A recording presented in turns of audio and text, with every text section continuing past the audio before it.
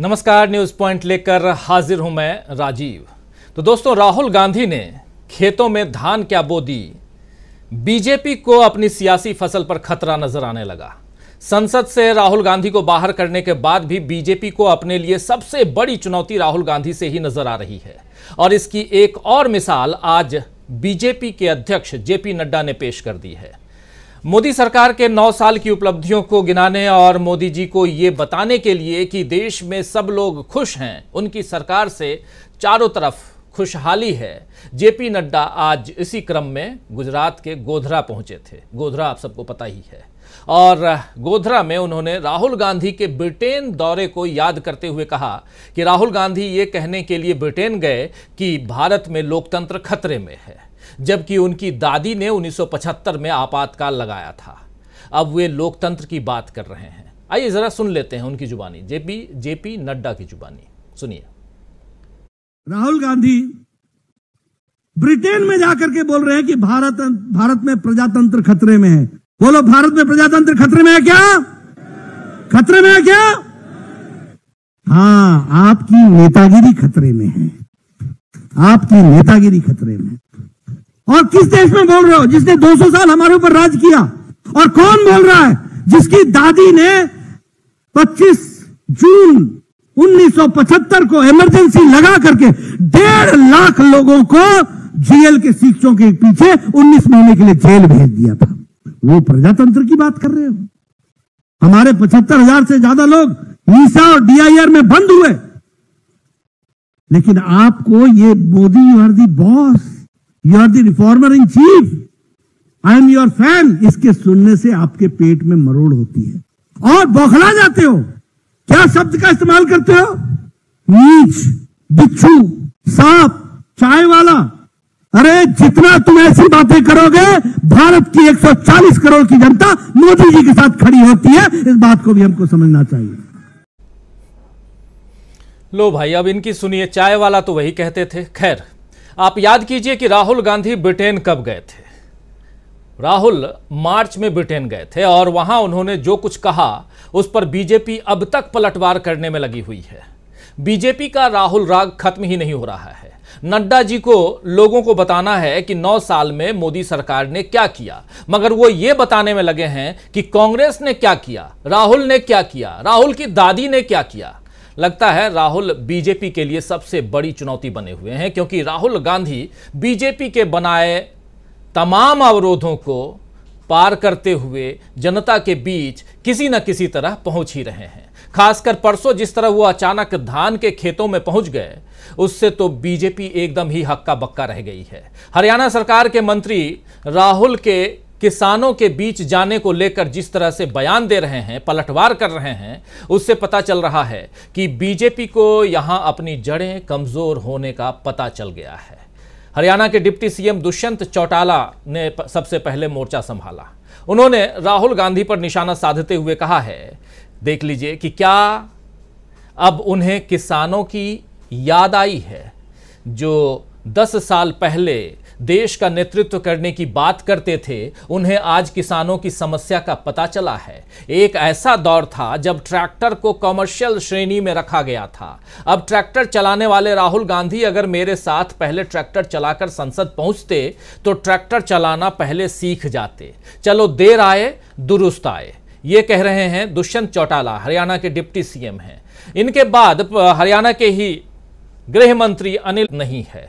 किसान की एक दिन की मजदूरी ही बचेगी, लेकिन राहुल गांधी ने आने से पहले राज्य सरकार को कोई जानकारी नहीं दी जो सुरक्षा के लिहाज से बड़ा सिक्योरिटी रिस्क है। ये सिक्योरिटी रिस्क की बात कह रहे हैं अनिल विज साहब, हरियाणा के डिप्टी सीएम हैं। डिप्टी सीएम, यहां नाम ऊपर आप हटा लीजिए, नाम गलत है, लेकिन अनिल विज हैं जो हरियाणा के गृह मंत्री हैं। और उसके बाद हरियाणा के गृह मंत्री के बाद हरियाणा के ही कृषि मंत्री ने भी राहुल गांधी पर निशाना साधते हुए ट्वीट किया है। हरियाणा के कृषि मंत्री जेपी दलाल साहब ने ट्वीट किया है और उन्होंने जो ट्वीट किया है उस ट्वीट में आप देखिए कि कह रहे हैं, अच्छा मौसम देखकर किसान के साथ फोटो शूट कराने की बजाय कांग्रेस के राजकुमार भरी दोपहरी के 45 डिग्री सेंटीग्रेड में किसान के साथ 1 घंटा काम करते तो असली मेहनत समझ पाते। 45 डिग्री सेंटीग्रेड गर्मी में मेहनत के बाद इनको शिमला जाने की जरूरत ही नहीं पड़ती, बल्कि एक पेड़ के नीचे ही शिमला की अनुभूति हो जाती। हरियाणा के दोस्तों इन मंत्रियों के बयान राहुल गांधी के विरोध में दिख रहे हैं, लेकिन इससे उनकी हकीकत का ही पता चल रहा है। राहुल को राजकुमार कहने और गर्मी में एक दिन बिताने का तंज देने वाले क्या इस बात से वाकिफ नहीं हैं कि राहुल गांधी ने 4000 किलोमीटर पैदल निवासी युवक दशमत रावत के पैर धोने के बाद जो है शिवराज सिंह चौहान और बीजेपी सरकार के मुखिया जो हैं वो वहाँ पे एमपी में वो चैन से नहीं सो पा रहे हैं, उनको चैन नहीं मिल पा रहा है। बीजेपी के खिलाफ दरअसल मध्य प्रदेश में ब्राह्मण लॉबी सक्रिय हो गई है, क्योंकि पेशाब कांड का आरोपी प्रवेश शुक्ला ब्राह्मण है और उस पर सरकार ने कार्रवाई की है। वहीं अब मीडिया में यह खबर भी चल रही है कि जिसके पैर शिवराज सिंह चौहान ने धोए वो युवक पीड़ित नहीं बल्कि कोई और है। हालांकि पुलिस इसे गलत बता रही है। कौन गलत है कौन सही है ये तो पता चल ही जाएगा। फिलहाल बीजेपी को जमीनी हकीकत का पता चल ही रहा है। अब इससे जरा आगे और बढ़ते हैं, महाराष्ट्र की तरफ चलते हैं। महाराष्ट्र में एनसीपी और शिवसेना में फूट डालकर भी बीजेपी को बढ़त नहीं मिल पा रही है, बल्कि अब अजित पवार के साथ गए बहुत से लोग वापस शरद पवार के साथ आ रहे हैं। और उधर उद्धव ठाकरे की शिवसेना ने सामना में बीजेपी को राष्ट्रीय चोर बाजार कह दिया है। बिहार में उधर राबड़ी देवी ने आज विधानसभा सदन के बाहर पीएम नरेंद्र मोदी को खरी खरी सुनाई है कि जो उनका विरोध करता है उसे ईडी का डर दिखाते हैं। तो विपक्षी नेताओं के दोस्तों बयान बता रहे हैं, चाहे वो बात हरियाणा के हों, बात वो गोधरा में जेपी नड्डा के हों, बात मध्य प्रदेश में शिवराज सिंह चौहान के हों, बात चाहे महाराष्ट्र के हों, चाहे बिहार के हों, हर तरफ और इन नाराज रखने का फैसला आया है। और जिसके बाद कांग्रेस 12 जुलाई को यानी परसों मौन सत्याग्रह करने जा रही है पूरे देश भर में, और इसमें देश भर के लोगों से लोकतंत्र की खातिर साथ आने की कांग्रेस अपील भी कर रही है। और इसके बाद विपक्षी दलों की एक बैठक होने जा रही है 17 और 18 तारीख को बेंगलुरु में। फिर से मिल बैठ करके ये अपनी योजना बनाएंगे। तो कुल मिलाकर के इस समय देश में कांग्रेस के जबकि बीजेपी के लिए मुश्किल के दिन बढ़ते ही जा रहे हैं। आप जानते होंगे शास्त्रीय संगीत में कई राग होते हैं, राग भैरवी, राग मल्हार, राग बसंत। वैसे ही इस वक्त बीजेपी की सियासत में भी एक राग है और उस राग का नाम है राग राहुल। और इस राग राहुल को छेड़कर सत्ता साधने की कोशिश कर रही है बीजेपी। लेकिन फिलहाल देश के सुर राहुल और कांग्रेस के साथ लय ताल मिलाते हुए नजर आ रहे हैं दोस्तों। तो आइए आज न्यूज पॉइंट में इसी लय ताल और राग और सुर की बात करते हैं और राग राहुल की बात करते हैं और समझने की कोशिश करते हैं कि क्या विपक्ष के आगे बीजेपी के हाल बेहाल हो रहे हैं। क्या पस्त हो रही बीजेपी, क्या राहुल के आगे फिर से पस्त हो रही है बीजेपी।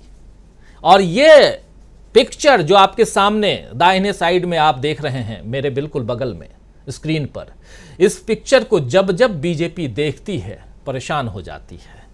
परेशानी के कई कारण हैं, इसके अलावा भी कई सारे, कन्याकुमारी से लेकर के और खासकर आप जब श्रीनगर तक पहुंचते हैं तब भी वही हाल होता है। तो बहुत सारे पिक्चर हैं जो रोज परेशान कर रहे हैं। और इन सब के बीच आज की तारीख में जुलाई 10 तारीख को जेपी नड्डा को ब्रिटेन में राहुल गांधी के दिए हुए भाषण या बयान नजर आ रहे हैं। तो क्या कहें, उसकी याद दिला रहे हैं जेपी नड्डा। चलिए खैर आगे बढ़ते हैं, हमारे साथ कुछ वरिष्ठ साथी जुड़े हुए हैं, उन सबसे आपका परिचय करवाता हूं।